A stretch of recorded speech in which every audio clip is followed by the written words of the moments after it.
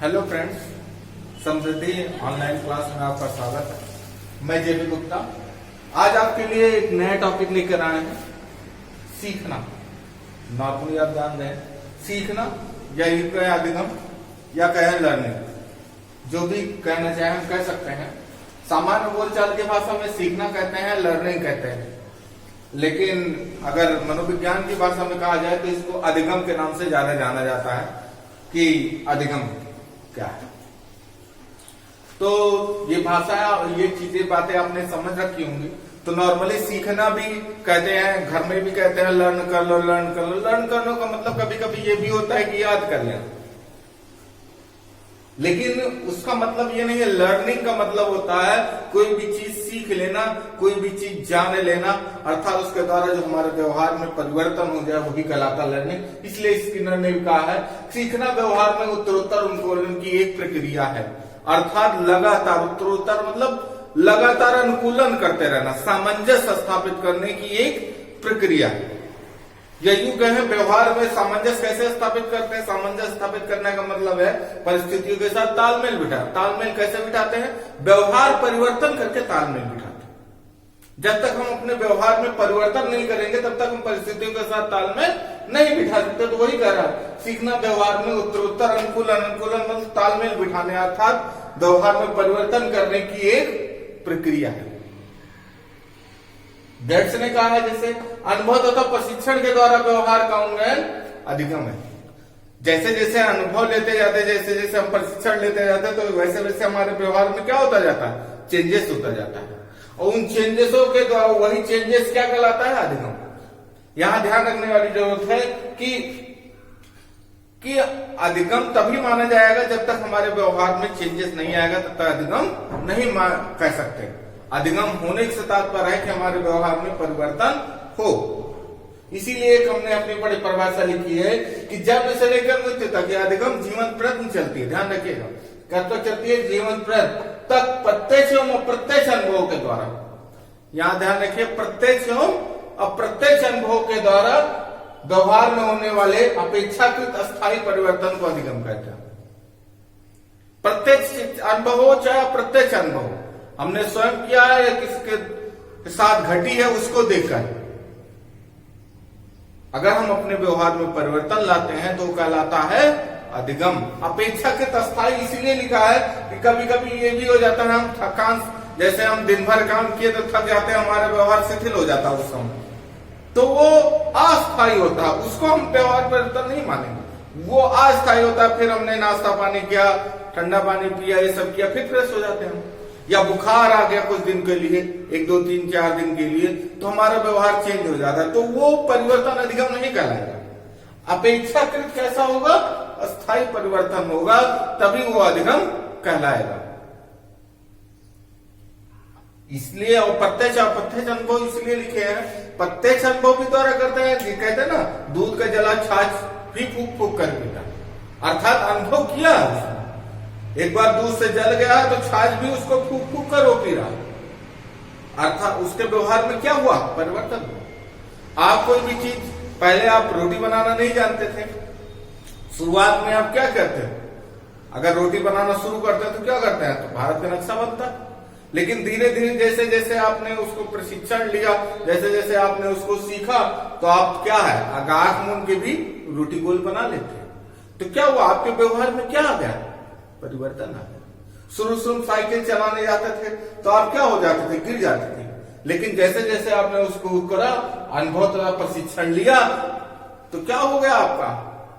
अब आप साइकिल चलाते समय गिरते नहीं हो। व्यवहार में क्या हुआ? परिवर्तन हुआ।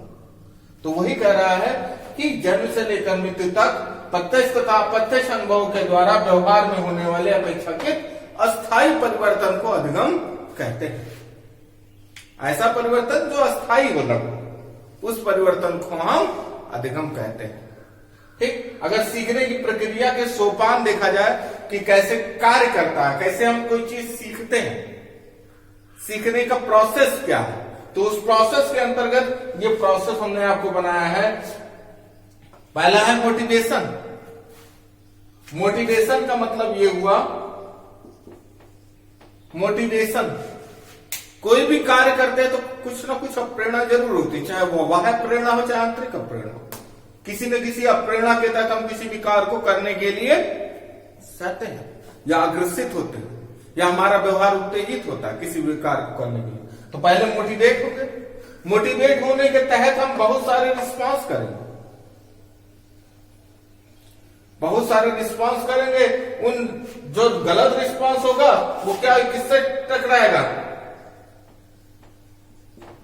बैरियर से, बाधा जिसको कहते हैं, किससे टकराएगा? बाधा से।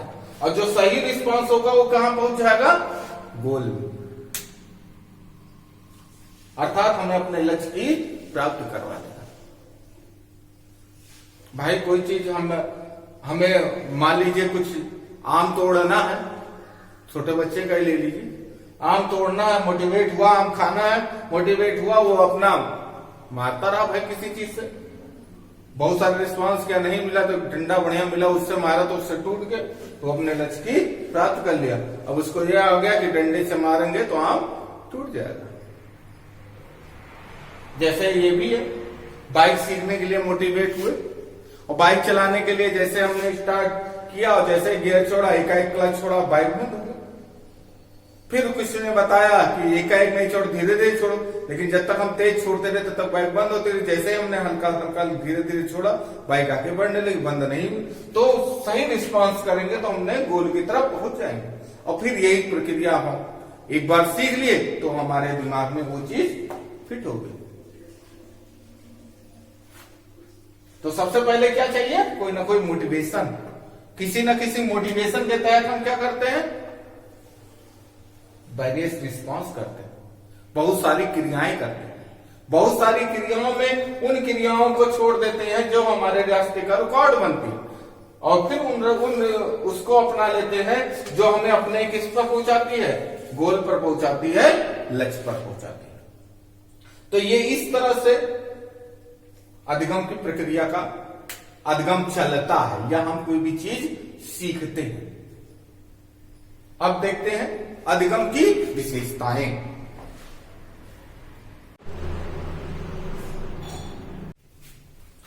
अब बात करते हैं अधिगम की विशेषताएं की। क्या क्या अधिगम की विशेषताएं हैं? पहली विशेषता, अगर कहें अधिगम विकास है, अगर अधिगम कर रहे हैं तो हमारा विकास हो रहा है। विकास होने का तात्पर्य हमारा चाहे वो शारीरिक विकास चाहे मानसिक विकास हो, किसी न प्रकार से विकास होता ही होता है। अधिगम द्वारा हमारे व्यवहार में परिवर्तन होता है, व्यवहार परिवर्तन के द्वारा हमारा विकास कहलाता है। अधिगम समायोजना है, हमने अभी पीछे भी कहा, अनुकूलन की प्रक्रिया है, उन्होंने कहा था। तो स्किनर ने कहा क्या अनुकूलन की प्रक्रिया? अनुकूलन की प्रक्रिया का मतलब, अनुकूलन का मतलब क्या था? समायोजन, अर्थात व्यवहार वातावरण के साथ तालमेल बिठाना। तो क्या है अधिगम? वातावरण के साथ तालमेल बिठाना भी है। तालमेल बिठाने के लिए या यूं कहे समायोजन करने के लिए व्यवहार में परिवर्तन करना जरूरी है। अगर हम अपने व्यवहार में परिवर्तन नहीं करते हैं तो हम वातावरण के साथ तालमेल नहीं बिठा सकते। अनुभव का संगठन है, हम विभिन्न प्रकार के अनुभव लेते हैं, अनुभव के द्वारा हम अपने व्यवहार में परिवर्तन करते हैं कि ऐसा नहीं करना चाहिए, नहीं तो हमारे लिए दिक्कत होगी, ऐसा करना चाहिए जो हमारे विकास के लिए उचित होगा। तो विभिन्न प्रकार के हम अनुभव को इकट्ठा करते हैं और अनुभव के द्वारा हम अपना अधिगम करते हैं। स्वउद्देश्य प्रक्रिया, बिना किसी उद्देश्य के हम कोई चीज सीखते नहीं। अगर उद्देश्य ही ना हो तो हम क्या करने जाए? कोई चीज सीखने, मेहनत करने, प्रशिक्षण लेने, अनुभव ग्रहण करने के लिए बैठे बैठे सोए ना, तो वही चीज स्वउद्देश्य प्रक्रिया। जब स्वउद्देश्य प्रक्रिया तो क्रियाशील भी है। जब उद्देश्य पूर्ण है तो उद्देश्य पूर्ण हमें कोई भी चीज कार्य करने के लिए क्या बनाती है? क्रियाशील बनाती है। तो क्रियाशील प्रक्रिया है। व्यक्तिगत तथा सामूहिक दोनों है। व्यक्तिगत के लिए भी सीखते हैं, अपने विकास के लिए भी सीखते हैं, समाज के लिए भी सीखते हैं। दोनों चीजें हैं, ये नहीं है सिर्फ अपने अपने लिए ही सीखते हैं, समाज के लिए भी कोई भी चीज सीखते हैं। तो वही चीज व्यक्तिगत एवं सामाजिक दोनों है। वातावरण के परिणाम स्वरूप है। भाई वातावरण जैसा होता है उसी के अकॉर्डिंग हम सीखते हैं। कोई भी चीज सीखना हुआ, जिस प्रकार का वातावरण है उस अकॉर्डिंग हम सीखते हैं। जैसे अब एक उदाहरण हम आपको देते हैं कि यहाँ के ड्राइवर अगर कह दिया जाए कि पहाड़ी क्षेत्रों में गाड़ी चला ले तो शायद नहीं चला पाएगा। उसका कारण क्या है कि वातावरण यहाँ का ऐसा है, यहाँ की भौगोलिक वातावरण ऐसा है कि आराम से वो चला सकते हैं, लेकिन पहाड़ी क्षेत्रों में भौगोलिक वातावरण अलग प्रकार का है जहां से चलाना उनके लिए कठिन काम है। लेकिन वहां के ड्राइवर वो बड़े आसानी से चला लेते हैं क्योंकि वातावरण वहां का वैसा है, उसी हिसाब से वो सीखे। तो वही कह रहा है वातावरण के परिणाम स्वरूप है। हम किस प्रकार से सीखते हैं ड्राइवरिंग, यहाँ के ड्राइवर भी ड्राइवर है, वहां के ड्राइवर भी ड्राइवर, लेकिन यहाँ वाले ड्राइवर वहां नहीं चला पाते क्योंकि वहां के वातावरण के तरह यहाँ वो सीखे नहीं है। तो वही कह रहा है वातावरण के परिणाम स्वरूप है।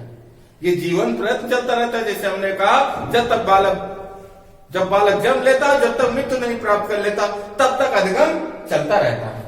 सार्वभौमिक प्रक्रिया है।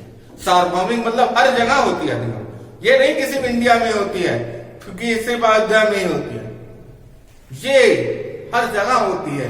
इंडिया के किसी कोने में कह लो, विश्व के किसी कोने में कह लो। ये नहीं कि यहाँ हो रहा है अमेरिका में नहीं हो रहा, इंग्लैंड में अधिगम नहीं होता, नहीं, सब जगह ये ऐसी प्रक्रिया जो हर जगह होती है। हर इस ब्रह्मांड में कोई भी व्यक्ति होगा तो एक प्रक्रिया अधिगम की प्रक्रिया करता है, क्योंकि अधिगम प्रक्रिया के द्वारा ही कोई भी चीज उसको ज्ञान ग्रहण करता है, आचरण को प्रभावित करता है। जैसा अधिगम हम ग्रहण करते हैं वैसा हमारा आचरण बनता जाता है, वैसा हमारा व्यवहार बनता जाता है। हमने कहा ना व्यवहार परिवर्तन है, तो व्यवहार परिवर्तन है तो हमारा आचरण का मतलब क्या, जैसा हम व्यवहार परिलक्षित करते हैं वही हमारा आचरण वैसा बनता जाता है। जितना जैसा जैसा सीखते जाते हैं वैसे वैसे हमारे आचरण में परिवर्तन होता जाता है, वैसे वैसे हम व्यवहार करते जाते हैं। अनुभव का संगठन है, विभिन्न प्रकार के अनुभव का संगठन है। अधिगम के द्वारा व्यवहार परिवर्तन होता भी, जैसे हमने पीछे भी कहा कि अगर अधिगम होगा तो उसके द्वारा व्यवहार परिवर्तन जरूर होगा। अधिगम खोज करता है। अधिगम के द्वारा हम कोई भी चीज क्या करते हैं, सीखने के द्वारा कोई नई नई चीजें जो खोज की गई हैं उस सीखने के कारण तो हुआ है। सीखना था तो मोटिवेट हमें हुए, तो हम कोई भी चीज के लिए मोटिवेट हुए, उसके लिए फिर हमने खोजना चालू किया ये कैसे होगा, और उसके तहत हमने उस चीज को सीखा। तो खोज करना भी है, विवेकपूर्ण प्रक्रिया है। अगर हम विवेकपूर्ण रूप से नहीं करेंगे तो सीख नहीं पाएंगे। कोई चीज जल्दबाजी करेंगे तो नहीं सीख पाएंगे, और सृजनशील नई चीजों का निर्माण करता है। इसमें एक चीज और हम आपको बता देना चाहते हैं, परिपक्वता के कारण जो अधिगम होता है उसको अधिगम नहीं, यूं कहें परिपक्वता के कारण जो व्यवहार परिवर्तन होता है उसको अधिगम नहीं कहा जाता है। किसके कारण, परिपक्वता के कारण होने वाले व्यवहार परिवर्तन को अधिगम नहीं कहते हैं। इसको यहां पर हम लिख देते हैं, परिपक्वता के कारण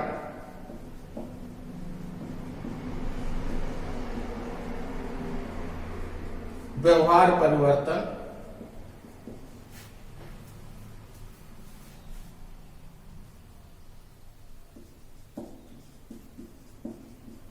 अधिगम नहीं है, नहीं है, क्योंकि परिपक्वता के कारण भी हमारा व्यवहार परिवर्तन होता है, लेकिन वह व्यवहार परिवर्तन अधिगम नहीं कहलाता।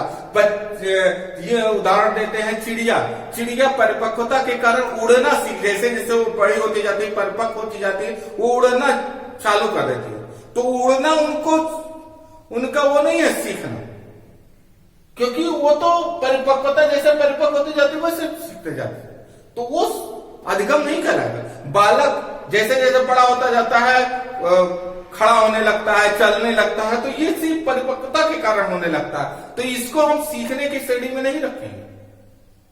तो ये चीज ध्यान रखिएगा कि हर परिपक्वता के कारण जो हमारा व्यवहार परिवर्तन होता है वो सीखने के अंतर्गत नहीं लाया जाता है, या उसको हम सीखने के अंतर्गत शामिल नहीं करते हैं।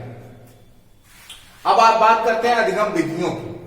वो कौन कौन सी अधिगम विधियां हैं जिसके द्वारा हम अधिगम करते हैं, या अधिगम ग्रहण करने की कौन कौन सी विधियां हैं। मुख्य विधि, कुछ विधियों के नाम लिखे, इसके अलावा बहुत सारी विधियां, लेकिन कुछ प्रमुख विधियों की हम यहां बात करते हैं। पहला है करके सीखना, अर्थात कोई भी चीज हम करके सीख सकते हैं। करके सीखा। हमने कहा रोटी बनाना है तो उसको करके सीखेंगे। रोटी ऐसे देख के नहीं सीख सकते। बाइक चलाना सीखना है तो हमें करके सीखना पड़ेगा। साइकिल चलाना सीखना है तो करके ही सीखना पड़ेगा। सब्जी आटा गूंदना है तो उसको हमें करके ही सीखना पड़ेगा। वैसे नहीं करके सीख पाएंगे कि चलो ऐसे देख के हम सीख लिया। तो वही चीज एक तो करके सीखना, कोई भी चीज क्या करना है, करके सीखना। दूसरा निरीक्षण द्वारा सीखना। कुछ चीजें होती हैं हम देख के सीखते हैं, निरीक्षण द्वारा सीखते हैं। जैसे हेलमेट लगाना आवश्यक है जीवन के, लेकिन अगर हम इसका प्रत्यक्ष अनुभव करेंगे तो ऊपर पहुंच जाएंगे। अप्रत्यक्ष हमने देखा जा रहे थे, व्यक्ति का एक्सीडेंट हो गया, उसने हेलमेट नहीं लगाया था, उसके कारण उसके सर पर बहुत सारी चोटें आई और वो मरने की कंडीशन में हो गए। ऐसे हमने 2 दिन किया तो निरीक्षण द्वारा हमने किया तो हमें लगा कि नहीं, अब हमें हेलमेट लगाना चाहिए। हमने व्यवहार में परिवर्तन किया, सीखा कि हेलमेट लगाना जरूरी होता है। या किसी के व्यवहार को ऑब्जर्व करके हम सीखते हैं कि हाँ ये इसने ऐसे ऐसे किया था और ऐसे ऐसे करने के तहत इसको बड़े अच्छे परिणाम मिले। ये डेली 4 घंटा पढ़ता था 4 और इसके कारण इसको बहुत अच्छे मार्क मिले हैं बोर्ड में। तो निरीक्षण द्वारा हमने यह अनुभव किया और फिर हम भी पढ़ने लगे और हमें भी अच्छे नंबर आए। तो निरीक्षण द्वारा सीखना कोई भी चीज, मतलब ऑब्जर्व करके किसी भी चीज को देख कर सीखना। हर चीज निरीक्षण द्वारा नहीं सीखा जा सकता, हर चीज करके भी नहीं सीखा जा सकता। तो वही कह रहा है, करके सीखना, निरीक्षण द्वारा सीखना। नेक्स्ट है परीक्षण द्वारा सीखना। लैब में हम परीक्षण द्वारा सीखते हैं। साइंस लैब में जाइए, साइको लैब में जाइए, हर प्रकार के किसी भी लैब में जाइए तो हम परीक्षण करके सीखते हैं। मतलब प्रयोग द्वारा सिद्ध करके सीखते हैं उसको। हम देखते हैं कि इसमें ये मिलाने पर, ये केमिकल में इस केमिकल को मिलाने पर ये केमिकल बनता है। जो डॉक्टर भी हैं, नई नई दवाइयों का, नए नए आविष्कारों की खोज करते हैं तो वो किसके द्वारा करते हैं, परीक्षण द्वारा। बल्ब का आविष्कार एडिसन ने किया था, 1200 परीक्षणों के बाद उन्होंने उस बल्ब का आविष्कार कर पाया बिजली का। किसने, एडिसन। तो विभिन्न प्रकार के परीक्षणों द्वारा हम कोई भी चीज सीखते हैं। वाद विवाद विधि, वाद विवाद करके कोई भी चीज सीखते हैं। डिबेट जिसको कहते हैं इंग्लिश में। किसी भी टॉपिक पर हम डिबेट करते हैं, आपस में पक्ष विपक्ष में बोलते हैं और उसके द्वारा हम जानते हैं एक दूसरे के बारे में, उसके उस विषय की गहराइयों पर हम पहुंचते हैं। विभिन्न प्रकार के वाद विवाद द्वारा यह भी है कि एक सही निष्कर्ष की तरफ भी हम बढ़ते हैं। जो हमारे दिमाग में गलत अवधारणा थी वो भी हटती है और सही अवधारणा को हम ग्रहण करते हैं। तो वाद विवाद द्वारा सीखते हैं। वाचन द्वारा पढ़ के, किताबें पढ़ के, मैगजीन पढ़ के, समाचार पत्र पढ़ के, बहुत सारी चीजों को पढ़ के उस किसी भी चीज को जानते हैं, सीखते हैं। अनुकरण विधि द्वारा दूसरे जैसे करते हैं वैसे हम भी करके सीखते हैं। छोटे बच्चे अनुकरण विधि द्वारा ज्यादा सीखते हैं। जब छोटे होते हैं बालक, 2 साल के, 1.5 साल के, 2-3 साल के होते हैं तो उस अवस्था में अनुकरण द्वारा बालक सबसे ज्यादा सीखते हैं। उनके सीखने की विधि ही अनुकरण विधि होती है, तो अनुकरण द्वारा सीखते हैं।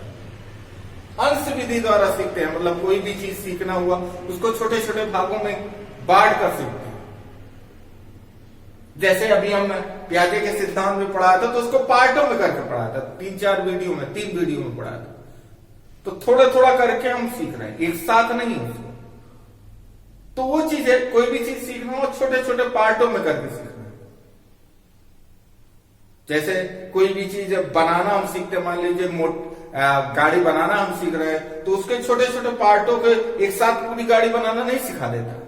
उसको पहले थोड़ा पार्ट सिखाएगा बनाना, फिर थोड़ा पार्ट बनाना सिखाएगा, फिर थोड़ा पार्ट बनाना सिखाएगा। इस तरह से भी करके सीखते हैं। पूर्ण विधि भी हम सीखते हैं, होल एक साथ किसी चीज को, कोई भी चीज, हर चीज अंश विधि द्वारा भी नहीं सीखी जा सकती, हर चीज पूर्ण विधि द्वारा नहीं सीखी जा सकती। जैसे इसमें था, इसके अंतर्गत था, वैसे यहां पर भी है। हमें सारी चीज बता देगा, उसके द्वारा फिर हमें वैसे करना होता है, फिर उस तरह से हम करके उसी चीज को सीखते हैं। तो ये तो था अधिगम विधियां। इसके अलावा भी विधियां हैं, लेकिन महत्वपूर्ण विधियां ये है। जाने रहिए कि क्वेश्चन इसमें अभी पिछले 1-2 साल के टैग में पूछा गया अधिगम विधियों से, तो ये ध्यान रखिएगा, ये एक बात को ध्यान रखिएगा, क्योंकि इससे संबंधित सीटेट में भी क्वेश्चन पूछा जा चुका है। और ये जो इसकी विशेषताएं हैं, इस विशेषताओं में से भी क्वेश्चन बनते हैं। डायरेक्ट ये कुछ नहीं बनते हैं, लेकिन इसी से क्वेश्चन को मॉडिफाई करके बनाया जाता है। तो ये चीज अगर आपको विशेषताओं को ध्यान में रहेगा तो आप उन क्वेश्चनों का आंसर दे सकते हैं। तो अब चलते हैं अधिगम के सिद्धांत पर।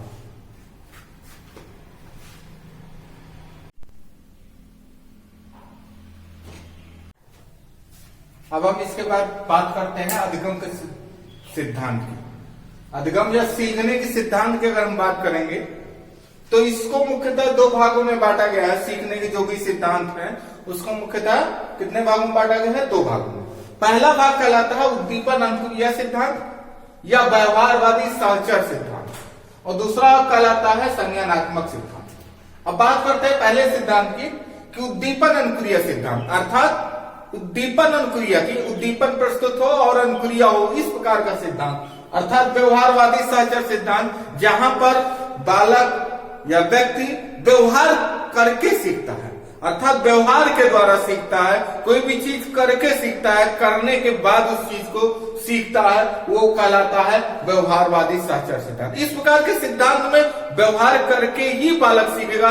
चाहे किसी का भी हम सिद्धांत पढ़ेंगे तो उस सिद्धांत में यह है कि बालक को व्यवहार करना पहले पड़ेगा, उस करने के बाद ही वो सीखेगा, तो वो कहलाता है व्यवहारवादी सहचर सिद्धांत। इसमें करके सीखने पर मेनली ज्यादा जोर दिया गया, अर्थात कोई भी चीज करेंगे तब हम सीखेंगे। और इसके अंतर्गत 2 भाग हैं। पुनर्बलन सिद्धांत, पुनर्बलन अब ये समझ रहे हैं कि पुनर्बलन है क्या। पुनर्बलन को अगर हम बात करते हैं तो पुनर्बलन वह उद्दीपक है जो किसी कार्य करने की दर को बढ़ा देता है, मतलब, और ये कार्य करने के बाद दिया जाता है। ये भी ध्यान रखिएगा, कोई भी चीज कार्य संपादित हो जाने के बाद ही इसको दिया जाता है, और इसको देने से वांछित कार्य की दर में बढ़ोतरी हो जाती है।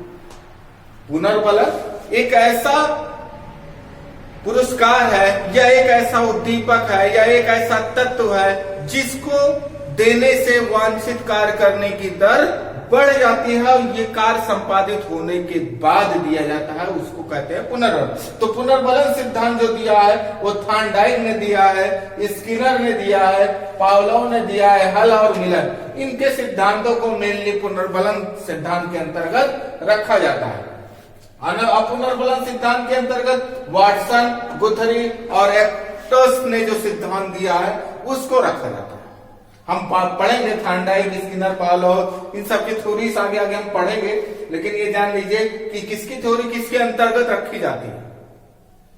यहां पर अगर दूसरी बात करते हैं संज्ञानात्मक सिद्धांत, संज्ञानात्मक, जिसमें हम यहां पर हम बुद्धि का प्रयोग नहीं, इसमें व्यवहार के द्वारा हम सीखते हैं। व्यवहार करके यहां दिमाग का यूज ना के बराबर होता है कि दिमाग लगाना होता है, दिमाग का यूज ना के बराबर होता है, और इसमें दिमाग का यूज महत्वपूर्ण होता है। वहां पर दिमाग का यूज गौड़ होता है, यहां पर महत्वपूर्ण होता है। यहां हम दिमाग के द्वारा सीखते हैं, अर्थात बुद्धि के द्वारा सीखते हैं, अर्थात सूझ के द्वारा सीखते हैं, तो वही कह रहा संज्ञानात्मक सिद्धांत कहलाता है। जहां पर दिमाग का प्रयोग ज्यादा करना पड़े, जहां पर बुद्धि का प्रयोग, दिमाग के प्रयोग के द्वारा कोई भी चीज हम सीखते हैं, किसी भी चीज में प्रशिक्षण लेकर अपने व्यवहार में परिवर्तन करते हैं, उस प्रकार के सिद्धांत को हम संज्ञानात्मक सिद्धांत कहते हैं। उसमें से 2 भागों में इसको भी बांटा गया है। शास्त्रीय संज्ञानात्मक सिद्धांत है, शास्त्रीय संज्ञानात्मक सिद्धांत के अंतर्गत है वर्दीमर का सिद्धांत है, कोहलर का सिद्धांत है, कोपका का सिद्धांत है, प्याजे का है, टालमैन का है। और आधुनिक संज्ञानात्मक सिद्धांत के अंतर्गत अगर देखा जाए तो इसाबेल का है, ब्रूनर का है, बेंडूरा का है, वाल्स, बिंडराद, ये इसके समर्थक हैं, शास्त्रीय संज्ञानात्मक सिद्धांत के और आधुनिक संज्ञानात्मक सिद्धांत के। आगे हम इन्हीं में से जो जो हमारे सिलेबस में है उन सिद्धांतों को हम डिटेल में पढ़ेंगे। कल सबसे पहले हम पढ़ेंगे थर्ड आई का सिद्धांत। उम्मीद है ये वर्गीकरण आपको समझ में आया होगा। अधिगम क्या है, उसकी क्या क्या विशेषताएं हैं, अधिगम की कौन कौन सी विधियां हैं, ये सारी चीजें, साथ साथ अधिगम के सिद्धांत आज जो हमने पढ़ाया, उम्मीद करते हैं आपको समझ में भी आया होगा। अगर आपको समझ में आया हो, वीडियो अच्छा लगा हो तो लाइक जरूर करिए। लाइक में इस तरह का जो थंब बना है उसको दबाना ना भूलिएगा।